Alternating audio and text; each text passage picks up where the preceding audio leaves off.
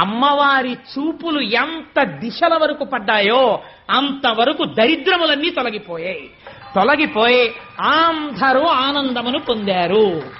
లక్ష్మీదేవి జన్మించింది ఆనాడు పాలసముద్రం దగ్గర ఉత్సవం జరిగినట్టు జరుగుతోంది.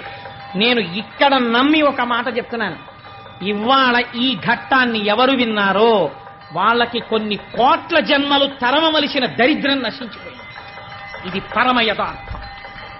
అందుకని ఆ తల్లి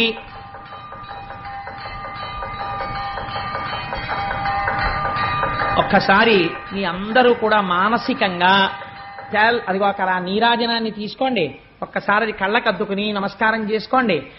స్వామి త్రిమూర్త్యాత్మకమై దత్తాత్రేయుడై ఉన్నాడు. చక్కటి జేగంటలు మోగే ఈ దేవాలయంలోను అటువంటి పరమ పవిత్రమైనటువంటి లక్ష్మీదేవి యొక్క ఆవిర్భావము జరిగింది. ఇంకా దేవేంద్రుడికి దరిద్రం